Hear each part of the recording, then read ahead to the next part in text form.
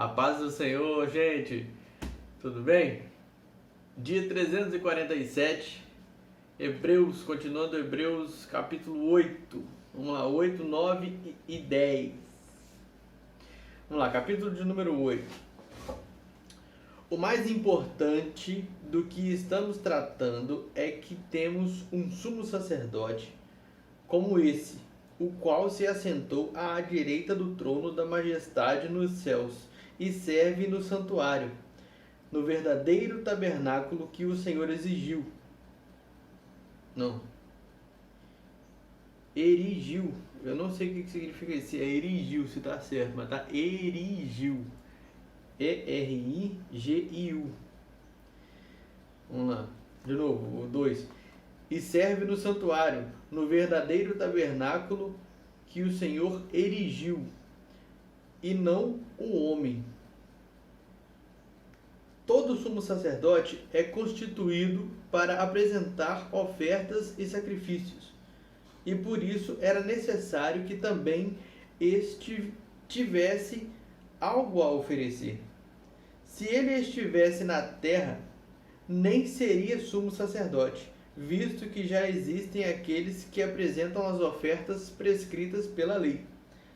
Eles servem num santuário que é cópia e sombra daquele que está nos céus, já que Moisés foi avisado quando estava para construir o tabernáculo. Tenha o cuidado de fazer tudo segundo o modelo que lhe foi mostrado no monte. Agora, porém, o ministério que Jesus recebeu é superior ao deles, assim como também a aliança da qual ele é mediador e superior à antiga, sendo baseada em promessas superiores. Pois, se aquela primeira aliança fosse perfeita, não seria necessário procurar lugar para a outra. Não seria necessário procurar lugar para outra.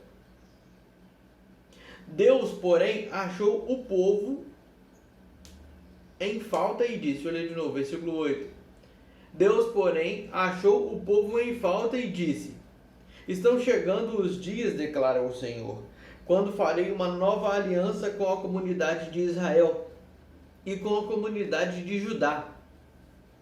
Não será como a aliança que fiz com os seus antepassados quando os tomei pela mão para tirá-los do Egito, visto que eles não permaneceram fiéis à minha aliança.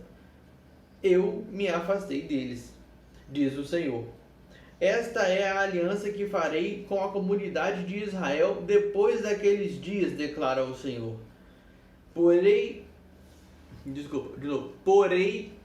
minhas leis em sua mente e as escreverei em seu coração. Serei o seu Deus, e eles serão o meu povo. Ninguém mais ensinará o seu próximo, nem o seu irmão, dizendo, conheça o Senhor, porque todos eles me conhecerão. Não. Conheça o Senhor, é só isso que estão dizendo. De novo, versículo 11. Ninguém mais ensinará o seu próximo, nem o seu irmão, dizendo, conheça o Senhor, porque todos eles me conhecerão, desde o menor até o maior, porque eu lhes perdoarei a maldade, e não me lembrarei mais dos seus pecados. 13. Chamando nova esta aliança, ele tornou antiquada a primeira. E o que se torna antiquado e envelhecido está a ponto de desaparecer. Ora, a primeira aliança tinha regras para a adoração e também um tabernáculo terreno. Foi levantado um tabernáculo na parte da frente, chamada Lugar Santo. Estavam o candelabro, a mesa e os pães da presença. Por trás do segundo véu havia a parte chamada Santo dos Santos, onde se encontravam o altar de ouro para o incenso e a arca da aliança, totalmente revestido de ouro. Nessa arca estavam o vaso de ouro contendo o maná, a vara de Arão que floresceu e as tábuas da aliança. Acima da arca estavam os querubins da glória, que com sua sombra cobriam a tampa da arca. A respeito dessas coisas, não cabe agora falar detalhadamente. Estando tudo assim preparado, os sacerdotes entravam regularmente no lugar santo do tabernáculo para exercer seu ministério. No entanto, somente o sumo sacerdote entrava no Santo dos Santos, apenas uma vez por ano, e nunca sem apresentar o sangue do sacrifício, que ele oferecia por si mesmo e pelos pecados que o povo havia cometido por ignorância. Dessa forma, o Espírito Santo estava mostrando que ainda não havia sido manifestado o caminho para o Santo dos Santos enquanto permanecia o primeiro tabernáculo. Isso é uma ilustração para que os nossos dias para os nossos dias. De novo, isso é uma ilustração para os nossos dias, indicando que as ofertas e os sacrifícios de novo, os sacrifícios, deixa eu ler de novo. Deixa eu ler o versículo 9 todo.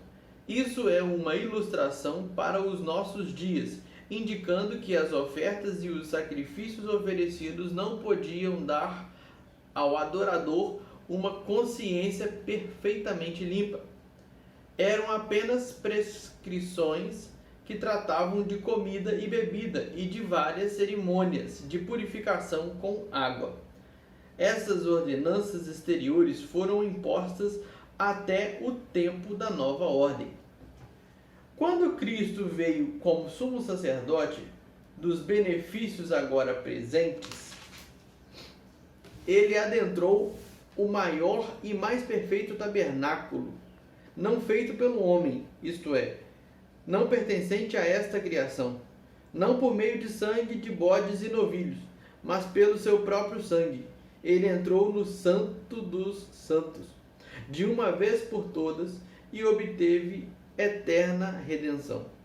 Ora, se o sangue de bodes e touros e as cinzas de uma novilha, espalhadas sobre os que estão cerimonialmente impuros, os santificam, de forma que se tornam exteriormente puros, quanto mais o sangue de Cristo, que pelo Espírito Eterno se ofereceu de forma imaculada a Deus, purificará as nossas... Deixa eu ler de novo 14. Quanto mais o sangue de Cristo, que pelo Espírito Eterno se ofereceu de forma imaculada a Deus, purificará a nossa consciência de atos que atos que levam à morte, para que sirvamos ao Deus vivo. Só um minuto. Por essa razão, Cristo é o mediador de uma nova aliança para que os que são chamados recebam a promessa da herança eterna, visto que ele morreu como resgate pelas transgressões cometidas sob a primeira aliança. No caso de um testamento, é necessário que se comprove a morte daquele que o fez, pois um testamento só é válido no caso de morte, uma vez que nunca vigora enquanto está vivo quem o fez. Por isso, nem a primeira aliança foi sancionada sem sangue. De novo, versículo 11. Por isso, 18. Versículo 18 eu vou ler de novo. Por isso, nem a primeira aliança foi sancionada sem sangue. Quando Moisés terminou de proclamar todos os mandamentos da lei a todo o povo, levou sangue de novilhos e de bodes, e também água, lã vermelha e ramos de isopo, e aspergiu o próprio livro e todo o povo, dizendo: Este é o sangue da aliança que Deus ordenou que vocês obedeçam. Da mesma forma, aspergiu com o sangue o tabernáculo e todos os utensílios das suas cerimônias. De fato, segundo a lei, quase todas as coisas são purificadas com sangue, e sem derramamento de sangue não há perdão. Portanto, era necessário que as 23. Portanto, era necessário que as cópias das coisas que estão nos céus fossem purificadas com esses sacrifícios, mas as próprias coisas celestiais com sacrifícios superiores. Pois Cristo não entrou em santuário feito por homens, uma simples representação do verdadeiro. Ele entrou nos céus para agora se apresentar diante de Deus em nosso favor, não porém para se oferecer repetidas vezes, à semelhança do sumo sacerdote que entra no Santo dos Santos todos os anos, com sangue alheio. Se assim fosse, Cristo precisaria sofrer muitas vezes, desde o começo do mundo. Mas agora ele apareceu uma vez por todas, no fim dos tempos, para aniquilar o pecado mediante o sacrifício de si mesmo. Da mesma forma, como o homem está destinado a morrer uma só vez e depois disso enfrentar o juízo, assim também Cristo foi oferecido em sacrifício uma única vez, para tirar os pecados de muitos. E aparecerá segunda vez, não para tirar o pecado, mas para trazer salvação aos que o aguardam. A lei traz apenas uma sombra dos benefícios que hão de vir, e não a sua realidade. Por isso, ela nunca consegue, mediante os mesmos sacrifícios repetidos, ano após ano, aperfeiçoar os que se aproximam para adorar. Se pudesse fazê-lo, não deixariam de ser oferecidos? Pois os adoradores, tendo sido purificados uma vez por todas, não mais se sentiriam culpados de seus pecados. Contudo, esses sacrifícios são uma recordação anual dos pecados, pois é impossível que o sangue de touros e bodes tire pecados. Por isso, quando Cristo veio ao mundo, disse: sacrifício e oferta não quiseste, mas um corpo me preparaste. De holocaustos e ofertas pelo pecado não te agradaste. Então eu disse: aqui estou, no livro está escrito a meu respeito. Vim para fazer a tua vontade, ó Deus. Primeiro ele disse sacrifícios De novo, versículo 8. Primeiro ele disse sacrifícios, ofertas, holocaustos e ofertas pelo pecado não quiseste, nem deles te agradaste, entre parênteses, os quais eram feitos conforme a lei. Então acrescentou: aqui estou, vim para fazer a tua vontade. Ele cancela o primeiro para estabelecer o segundo. Pelo cumprimento dessa vontade, fomos santificados por meio do sacrifício do corpo de Jesus Cristo, oferecido uma vez por todas. Dia após dia, todo sacerdote apresenta-se e exerce os seus deveres religiosos. Repetidamente oferece os mesmos sacrifícios, que nunca podem remover os pecados. Mas quando este sacerdote acabou de oferecer para sempre um único sacrifício pelos pecados, assentou-se à direita de Deus. Daí em diante, ele está esperando até que os seus inimigos estejam colocados como estrado dos seus pés, porque por meio de um único sacrifício ele aperfeiçoou para sempre os que estão sendo santificados. O Espírito Santo também nos testifica a este respeito. Primeiro ele diz: esta é a aliança que farei com eles depois daqueles dias, diz o Senhor. Porém a minha... deixa eu ler de novo, versículo 16. Esta é a aliança que farei com eles, depois daqueles dias, diz o Senhor. Porei as minhas leis em seu coração e as escreverei em sua mente. Então, deixa eu ler de novo. Porei as minhas leis em seu coração e as escreverei em sua mente. E acrescenta: dos seus pecados e iniquidades não me lembrarei mais. Onde esses pecados foram perdoados, não há mais necessidade de sacrifício por eles. Ah, tá. Isso não foi uma pergunta, não. Foi uma afirmação. Versículo 18. 10, 18. Capítulo 10, versículo 18. De novo. Onde esses pecados foram perdoados, não há mais necessidade de sacrifício por eles. Portanto, irmãos, temos plena confiança para entrar no Santo dos... Eita, de novo. Desculpa, deixa eu ler o versículo 19 de novo. Portanto, irmãos, temos plena confiança para entrar no Santo dos Santos, pelo sangue de Jesus, por um novo e vivo caminho que ele nos abriu por meio do véu, isto é, do seu corpo. Temos, pois, um grande sacerdote.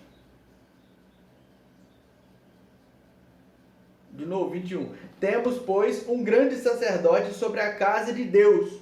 Sendo assim, aproximemo-nos de Deus com um coração sincero e com plena convicção de fé, tendo os corações aspergidos para nos purificar de uma consciência culpada, e tendo os nossos corpos lavados com água pura. Apeguemo-nos com firmeza à esperança que professamos, pois aquele que prometeu é fiel. E consideremos uns aos outros para nos incentivarmos ao amor e às boas obras. Não deixemos de 25. Não deixemos de reunir-nos como igreja, segundo o costume de alguns, mas procuremos encontrar-nos uns aos outros. Ainda mais quando vocês veem que se aproxima o dia. Se continuarmos a pecar deliberadamente depois que recebermos... De novo, desculpa, gente, estou errando um bocadinho, né? Perdoe, mas vamos de novo. Versículo 26. Se continuarmos a pecar deliberadamente depois que recebemos o conhecimento da verdade, já não resta sacrifício pelos pecados, mas tão somente uma terrível expectativa de juízo e de fogo intenso que consumirá os inimigos de Deus. Quem rejeitava a lei de Moisés morria sem misericórdia pelo depoimento de 2 ou 3 testemunhas. Quão mais severo castigo, julgam vocês, merece aquele que pisou aos pés o Filho de Deus?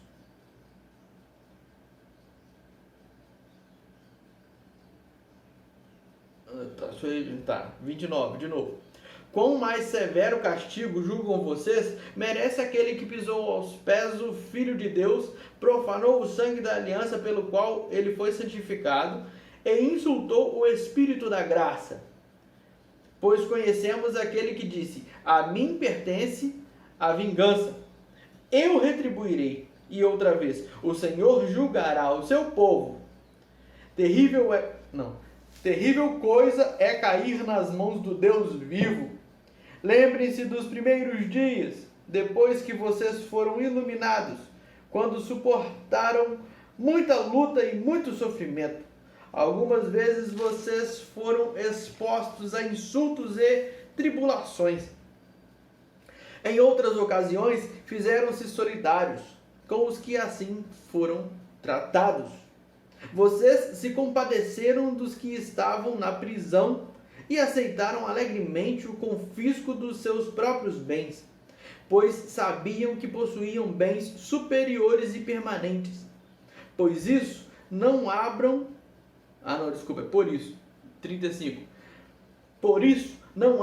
mão da confiança que vocês têm. Ela será ricamente recompensada.